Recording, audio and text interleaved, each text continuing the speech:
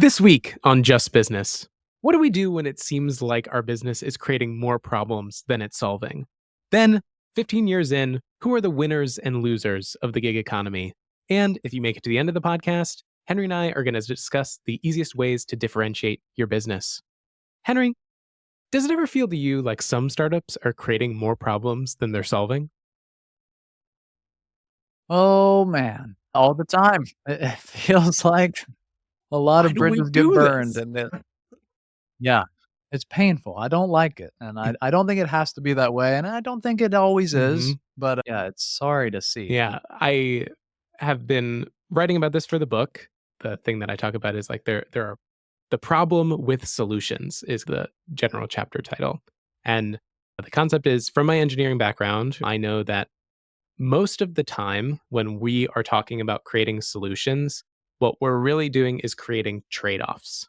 If I implement something this way, technically, or in terms of the engineering, there will be other things that arise over here that I haven't don't get to account for or don't have as much leverage with. And this is the constant battle of choosing like a tech stack or even down to how you place buttons on the landing page, right? Everything has a trade-off. And so a lot of conversation that we're having around problems and solutions, I think is not completely accurate, right? Really, we're making trade offs more than we're making solutions. And sometimes those trade offs are explicit and harmless, and other times they're not obvious and really harmful. There really is no such thing as a pure solution. And I think that's something that we miss a lot in our conversation around entrepreneurship. Yeah, I really like that framing because we think about a problem, delivering a package across the Mm. world. A current solution is shipping it with a boat, right? But there's a problem with that. It's slow. hmm We are solving that problem of it being slow by introducing air hmm travel. The air travel is faster, addressing that hmm problem, but in reality, it's a trade off because the air travel is way more expensive than traveling via cargo ship. Exactly. I definitely resonate with the idea of trade offs, but it's not as sexy. You can't really get a customer hyped about a I've got some new trade-off. You trade want it offs to for you. solve all their yeah, it doesn't ring as well, so you want it to be a one-stop shop. We're gonna solve all your problems with a single right. solution. It's all about framing, but I think from a founder's standpoint, yeah, think about it in terms of trade-offs, and that's gonna really help with identifying what should you actually Yeah. do. What do you think are some examples? Like I talk about, there are harmless trade offs, right? Like where you put the button on the landing page could be a harmless trade off.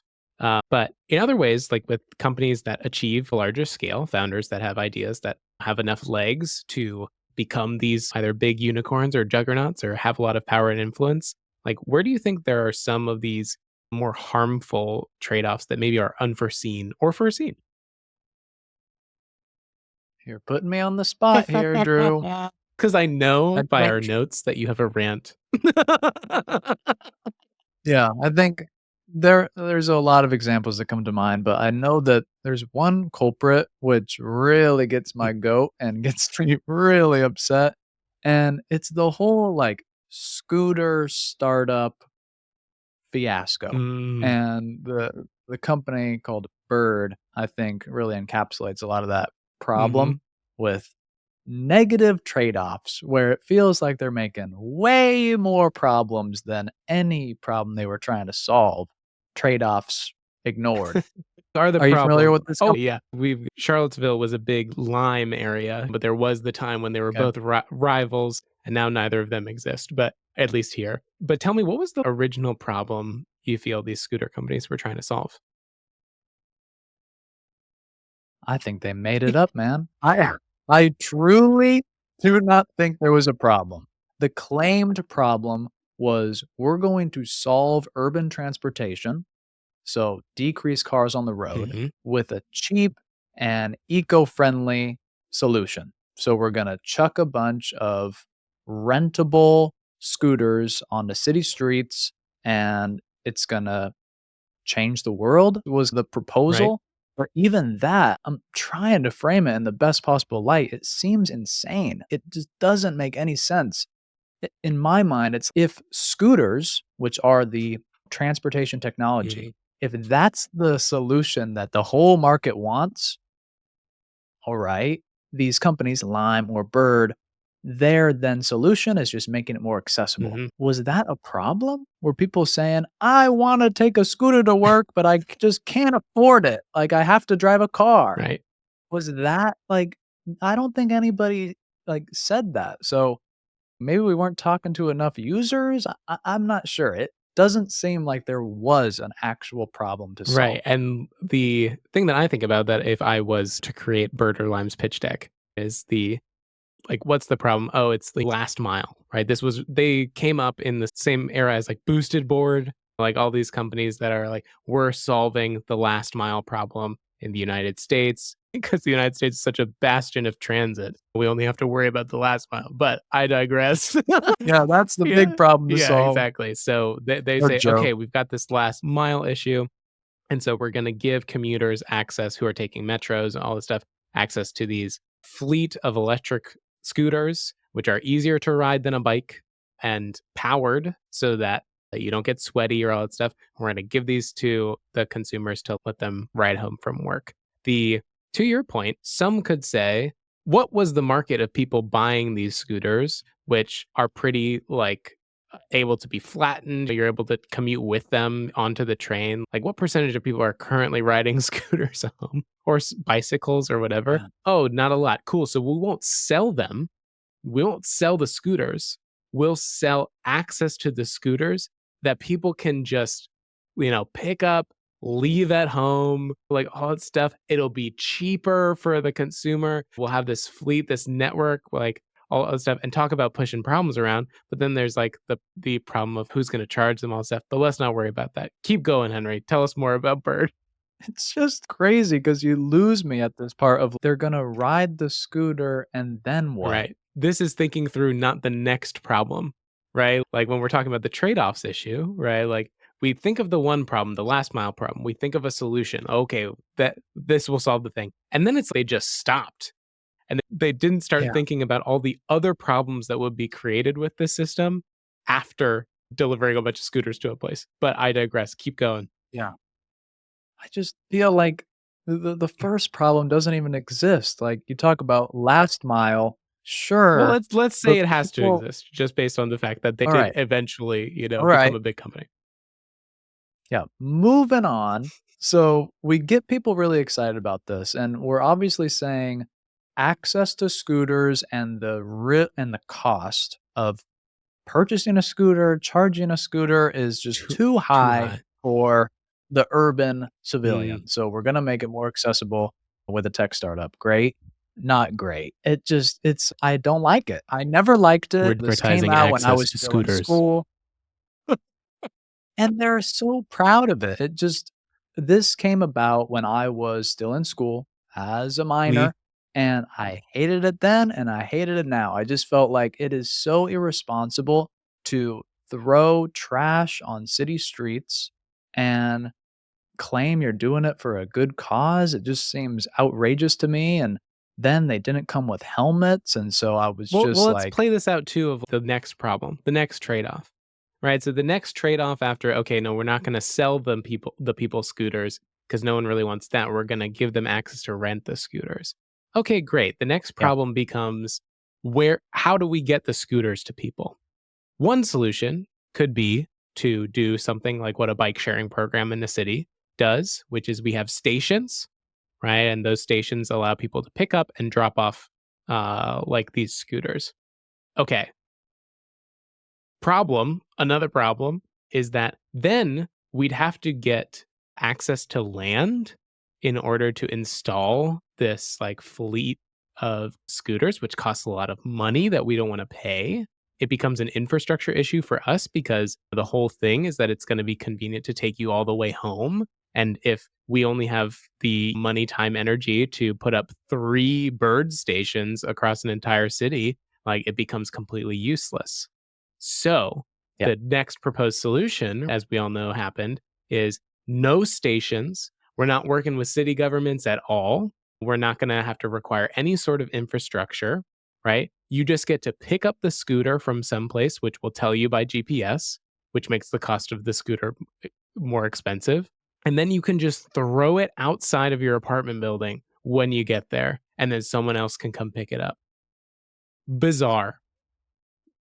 Talk about pushing problems, right? You're just pushing problems around. And I think, from a business standpoint, you brought up the idea of trade offs. Hmm. Pushing problems around is totally natural and Yeah. fine. But when those problems are come up against the law Yeah, and just public governments, infrastructure. Yeah. That's yes, when we got and those problems. problems, yeah, and then those problems result in really high operational costs of maintaining your product, and it's just some problems you can't push, Exa- and these exactly. companies learn that. Exactly. And even in some ways, like, I'd say the industry as a whole hasn't learned it. Like, the Mhm. great innovation actually of this company was how to skirt regulation, which is something that is has become all too common and almost like just a part of the playbook. It's like a part of how you grow a big company is how can we grow large enough in order to not have to deal with the laws and regulations that have existed for the previous era of companies. And we're going to talk a little bit about that in our next section about the gig economy, so stay tuned. But right now, Yep. I want to discuss, Henry, why you think like that has become such an acceptable idea in our startup. Yeah, I felt like in a previous episode, I talked about the wisdom of the crowd, Mhm. and that I think most people now could definitely say, yeah, sharing scooters probably not so great. And even more, I think if you were to ask people 5, 10 years ago, they would probably say the same thing. Mhm. The wisdom of the crowd is normally right in the long run, but in the startup culture, we're directed by a very few people who they might be visionaries, they might be geniuses, but really their motivation is concentrating Mhm. capital, getting a high return on investment, and that's how venture capitalists come in.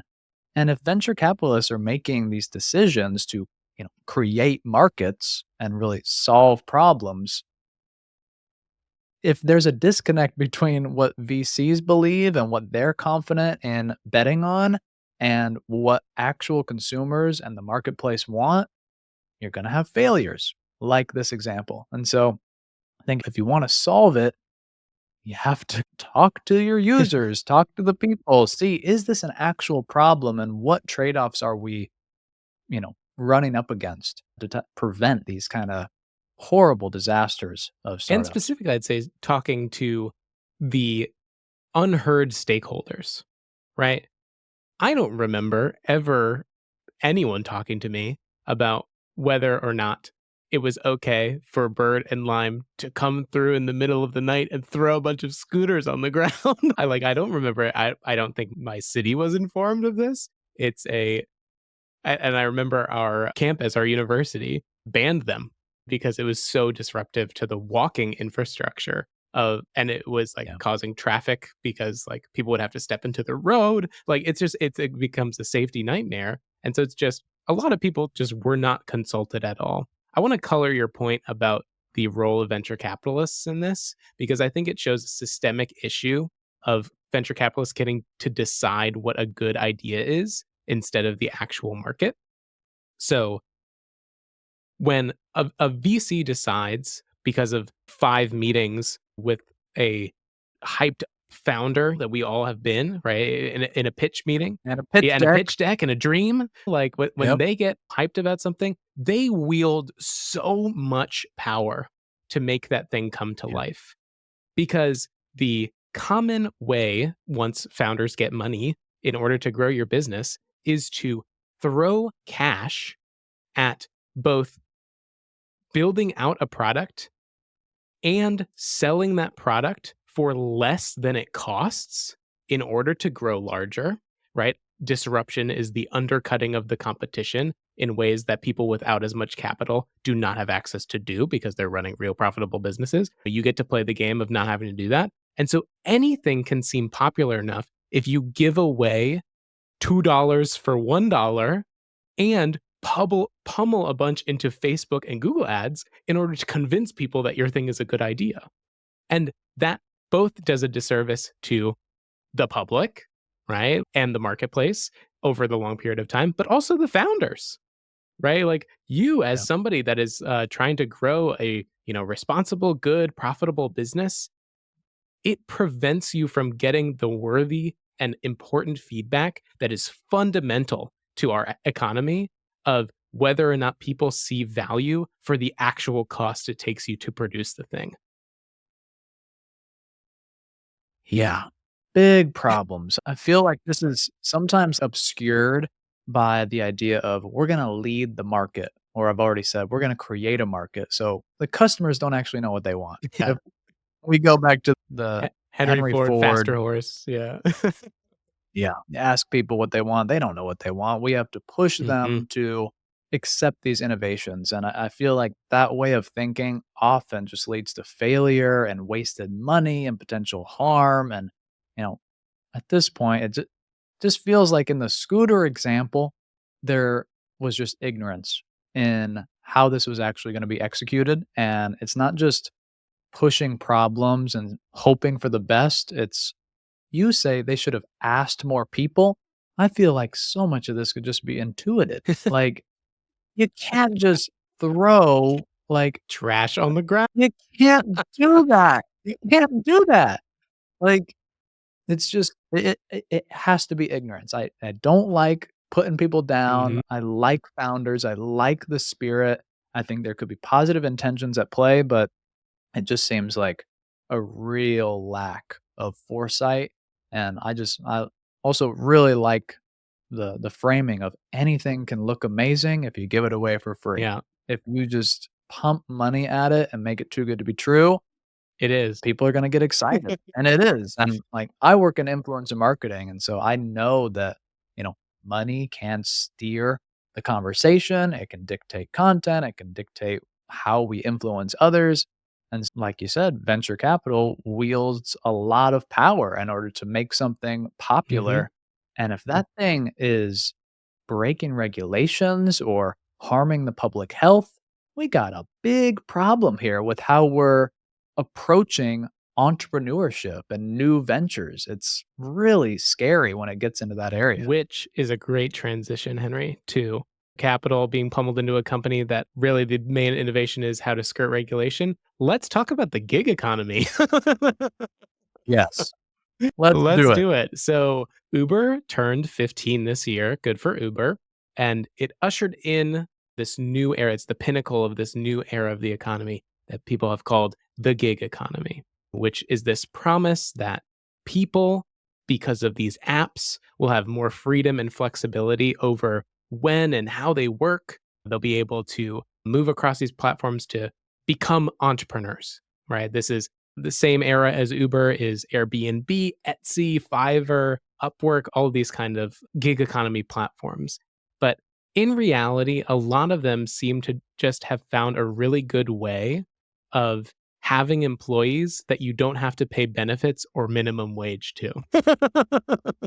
Yeah. there, Yeah. there's an amazing video that I watched from a great channel that I like called More Perfect Union. You can check them out. I'll leave the link in the description. But they did a great video about how Uber and Lyft are paying drivers different amounts for the same fare, which is wage discrimination. That's illegal.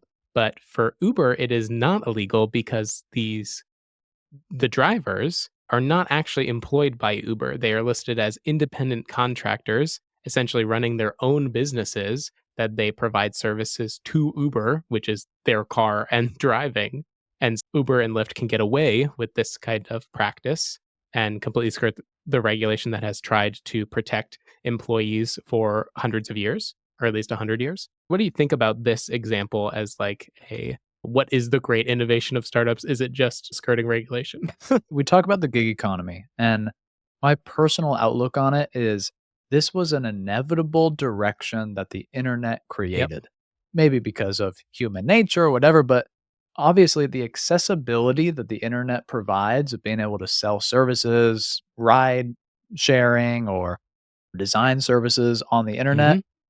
is amazing, but it's unfocused. So you need a way of being able to search this and review it and decide what's the best decision for customers, but also sellers. And so the gig economy, I think, was just a natural progression.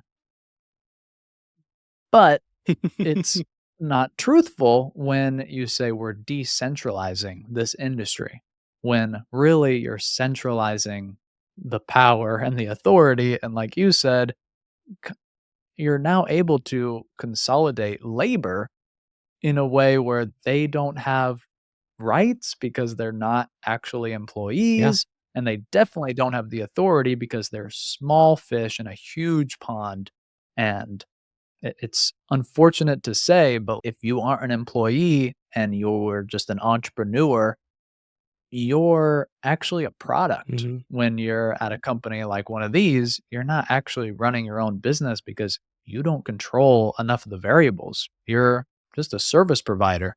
So it it seems like a natural progression. I understand how the demand arose, but clearly this is another example of skirting Mhm. regulation and concentrating value and power, but under the guise of promoting entrepreneurship and personal freedom. I don't like it. Leaves Exactly. a bad taste in This my is mouth. the whole thing of we're creating more problems than we might be solving. Like before Uber, we had taxis, right? Like the inconvenience of taxis was that it wasn't in an app. Um, and that you didn't know upfront how much it was going to cost. Two problems that like I think were right. The Where it seems to have gone wrong is the idea that okay, rather than trying to sell our software to the taxi companies, right? We're going to try to subvert that, enable this whole new fleet of drivers and position ourselves as we are just a platform, right? We are not actually employing people to drive because that would be expensive and venture capitalists do not want to see that. You mentioned control and how like this kind of disruption style has enabled a sense of control and power in Uber and has limited the control and power of employees for a variety of reasons. One of them being that they're all independent contractors, the other one being that they are completely decentralized while the company is centralized, right? There's no communication ability between the other drivers. But some lawyers that are working on suing Uber for this practice cite that this is what's called like control without responsibility. So to classify drivers as independent contractors and not employees, but also not allow those drivers to set their own prices means that Uber has way, way more control over the business of these independent contractors. And they should be seen as more like employees with the same rights than they are currently being. So either Uber has to let them set their own prices or they have to make them employees, which I think is a great kind of argument to make. It's also where I think we can talk about where is this kind of working, this kind of distributed network of people to connect between buyers and sellers and all that stuff. Um, there are problems, I think, with all of them. So it's hard to find like ones that are the bastions of this. But things like Fiverr and Upwork, I think, are pretty, TaskRabbit, especially, I think, are pretty good at. A Rover is another one that I think I use a lot as a dog owner that I think do a pretty good job of letting people create supplementary income for skills that they have. It's definitely not the dream that Fiverr and Upwork had of, oh my gosh, there's going to be this fleet of freelancers that are able to like make a full-time living by getting jobs from companies. Like that was the whole idea. And I think that's a lot to your point because of globalization of competition. I think the reason that things like TaskRabbit and Rover work is because people on Rover aren't competing with people in San Francisco for to take care of my dog, right? It's a limited regional thing. There's limited regional kind of marketplace and costs. There's fewer competition, which makes the More people can more win. people can win. Yeah. People can win Yeah. across the economy in that way. Whereas, like in the Etsy world, where there's an independent seller who makes a product and then has it duped and copied by people who can produce it for way cheaper in places like Vietnam and China and India, that doesn't seem fair or right or to the kind of end goals of what the original problem Etsy was trying to solve was. What do you think about that, Henry? Yeah, it seems valid to me. I'm hoping to see a little bit of optimism here at the end, but you did make a point earlier that I think is worth repeating in that you have a technological advancement. We're not gonna call it an innovation, but it's an advancement. We're solving some problems, it's gonna have some trade-offs. Instead of implementing that new app, that new way of distributing taxi fares and knowing where your driver is and having that transparency, instead of selling that technology to the existing taxis, we're going to create our own and undercut them Mhm. in order to consolidate power in the market. We're going to get as much market share as possible by undercutting the competition on not only our new advancement in technology, which has a trade off, but we're also going to undercut them on cost. So we cannot lose. But the inevitable result of this is everyone losing except the company. Exactly. Like, we're all consumers. It drives me crazy whenever I do have to take a Lyft or an Uber. It's so expensive. It's way more expensive than it initially was, and it's more expensive than a taxi. So whenever I'm coming back from the airport, I'm taking a taxi now because these rideshare companies have just failed me Mhm. in ways that I never asked for this. It's not solving a problem, but they have so much control over the market that I don't get to win anymore. Yeah, Like, I just lose. And so I think it's not the app's fault. It's the need to grow super quickly and dominate the market. exactly. When did we really need one universal taxi company around the globe to control all fares? I didn't need that. Obviously, like you said, if we do have the globalization, yeah, I don't know if as many people can win because your markets just become so huge and detached from the people. It makes it really tough. And I can't say I'm satisfied with kind of what that company has become or has delivered to me. You mentioned, like, finding the optimism in this, and I've Mhm. been thinking that a lot throughout our conversation and before we started recording. For founders, I feel like the optimism is that we do have the control and the capability to make these changes, right? It is amazing that companies like Uber and Lyft and Upwork and Fiverr and Rover can exist, that people with five-person teams can have this much influence in either creating opportunity or restricting opportunity.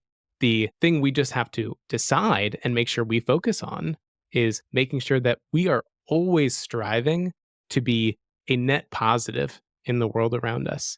And that takes a lot of courage. It takes a lot of self-reflection and, like, humility to know that you are not going to know how your product will be manipulated, used, what incentives and structures you're existing in that might be pushing you to do harm, but always making sure that you check yourself and are constantly having conversations with all of your stakeholders, including public and the governments, right? Like, that you're disrupting, about how things are going. It's really easy to villainize the people that dislike you. It was very easy for Netflix when they decided to disrupt the Hollywood industry to villainize cable companies, because cable companies are a faceless big conglomerate that's powerful and it feels, oh, I'm David, I'm going after Goliath.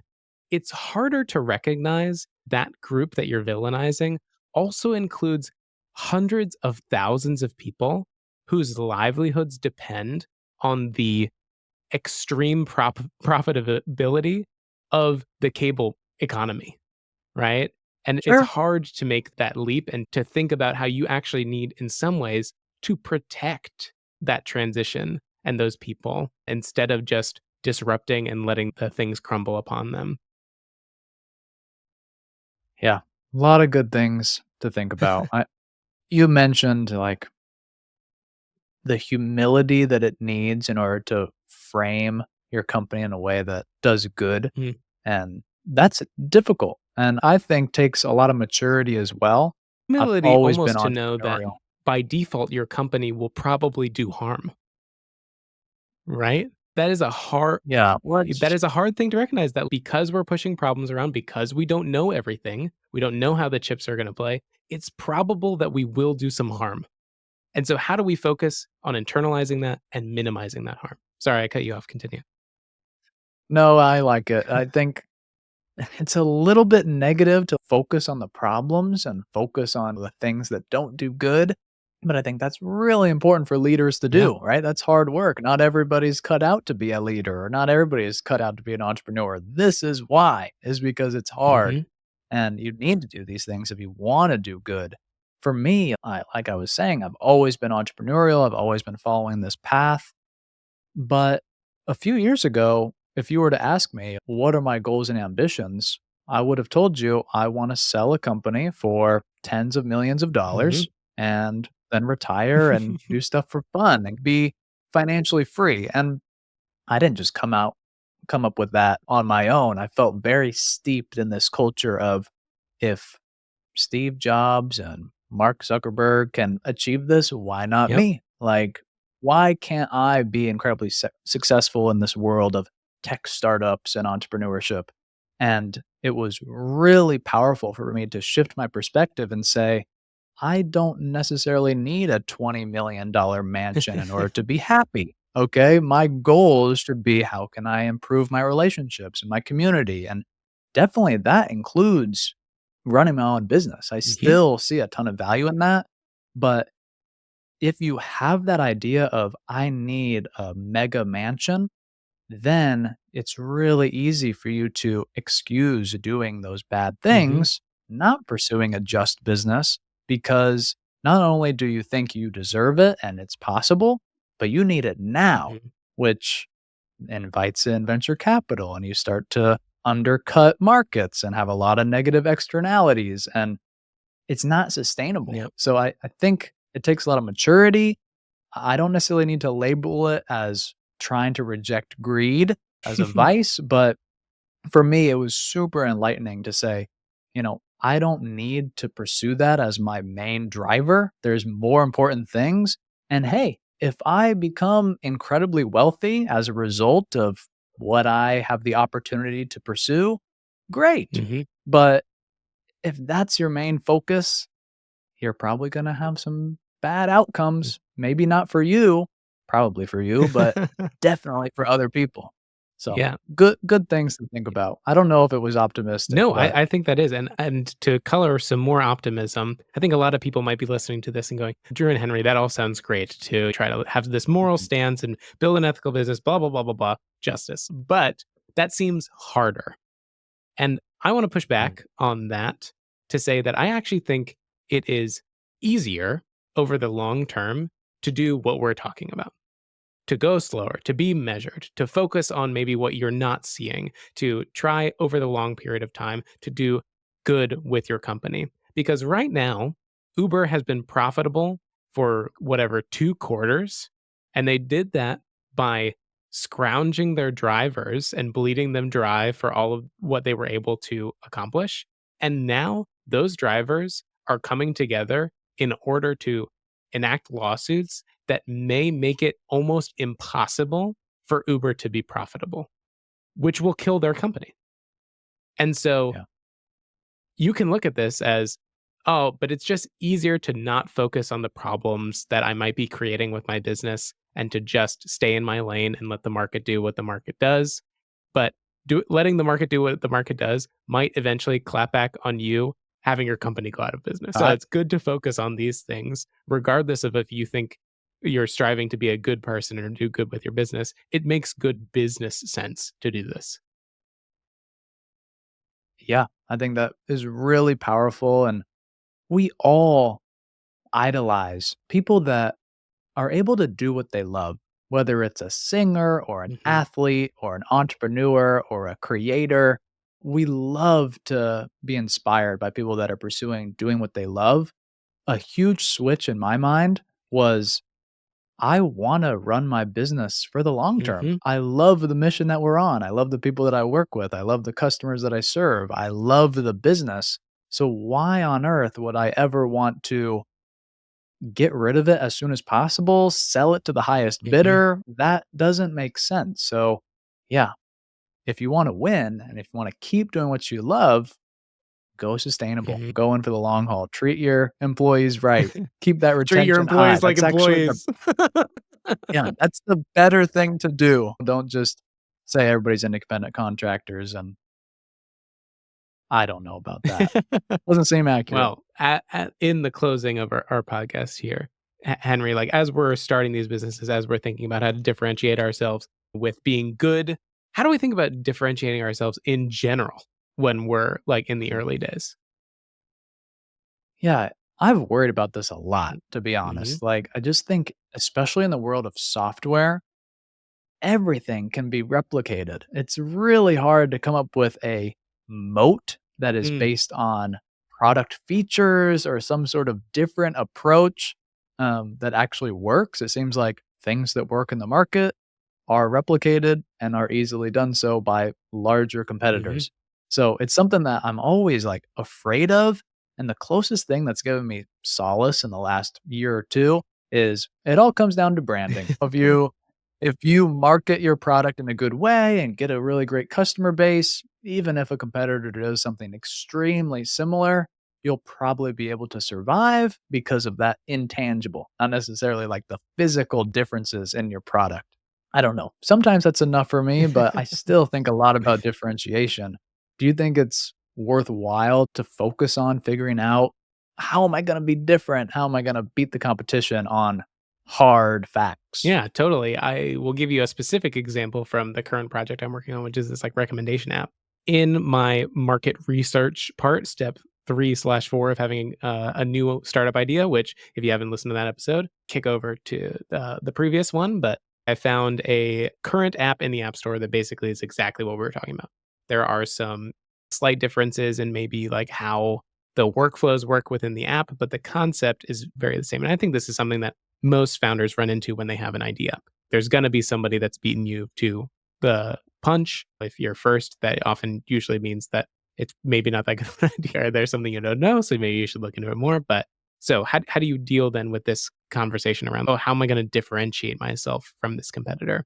All of that I feel comes down to actually like not thinking about it as differentiation in the beginning. Like the thing that will be different if you choose to build a competitor, even if it's very similar, is the specific group of customers that you target.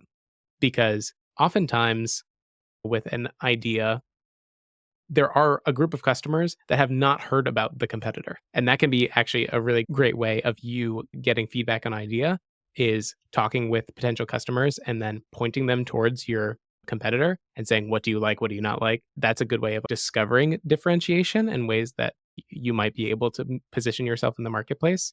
The other, though, is just because you are a different human with a different way of talking about this idea, with a different perspective and knowledge about how products work, whether or not you're more intimately connected with the customers, if you're in the industry that it pertains to, the timing in which you develop the idea, what technologies exist, what is popular in terms of design and brand and marketing, all that stuff turns out to differentiate you, even if you were to build the exact same product. In so many ways, the conversation about differentiation is one that you really, I think, don't need to focus on too much other than making sure that the steps you're taking to develop your product are unique to you. Provide Mhm. your unique voice, that you're actually not trying too hard to differentiate yourself in some ways. Does that make any sense, Henry? Is that helpful? It does. I think the idea of don't worry about it, don't think too Like much it'll about happen. become yeah, it'll naturally happen. I think there's obviously a balance because that almost tempts the idea of I'm just gonna be head down. Mhm. I'm not gonna look at anybody else. I'm just gonna do my thing. I'm gonna put a lot of passion into it Mhm. and we're gonna be successful. Maybe you're running into another problem, you're pushing another problem in Mhm. where you have to actually listen to your customers and get a lot of feedback. But I do agree that living in fear of competition is just not a great mindset to be Mhm. in as a business. And what's given me a lot more confidence or ability to not worry about competitors for my startup is I can't control the outcomes. Mhm. If I am incredibly successful doing what I'm doing, so that another company wants to replicate a set of features that I have, maybe they'll want to partner with Mhm. me. Maybe they'll want to acquire me. Maybe they will not put as many resources behind this as I am. Mhm. So even if they're larger, maybe I'll still be able to carve out a space in the market. Or more importantly, even if I have 10, 20, 30,000 users and I have a legitimate business on my hands, well, who am I to say that is enough to dictate the roadmap of another larger company? They have their own ambitions and their Mhm. own future. It's not realistic for me to think, all right, best case scenario, I have success and then it is replicated and I have failure. Yeah. It probably won't. The odds are against that, I think, in Yeah, reality. specifically talking about the worry about the large company coming in to duplicate your Mm, product. You are rather large, you will not have this problem. If yeah, you're running yeah, a niche software company, right, some sort of SaaS for a specific market or industry, you don't have to worry about Google and Adobe and all of these like large yeah. conglomerates coming after you. Um, Now, like if there is some megalomaniac conglomerate that exists in your industry that is like prone to duping software, yeah, keeping your customer base strong and healthy, right? Making sure that even if that larger company was to undercut you on price or whatever it is, like providing an experience that makes customers loyal to you, which is, to your point, a lot about branding and trust between you and your customers, which comes from human to human connection. But yeah, in general, this is one of those problems that I'd say if you're early, you put the cart before the horse a little, like the differentiation will come, right? And then as you grow, if there's becomes threat, figuring out different ways to differentiate you, which you will come up with because again, you are a smart, unique human who has lived a unique life with a unique set of skills. Like you'll figure it out. And if you don't, experience is what you get when you didn't get what you wanted. So, I love it. I love that quote. I think, yeah, it really resonates that business moves slow. Mhm. So don't try to hurry it up. And if you hurry it up, you'll end up like Bird. It's not a good place to be. It's not a good place to And be. with that, we want So to thank you guys for joining us on the episode today. If you like what you heard, you can subscribe to us on YouTube. You can click the button down below. Hit us with a comment if you've got any suggestions for topics you want us to cover or things that resonated with you or questions you had about what we talked about in the episode. Thanks for being here, and we'll see you next time.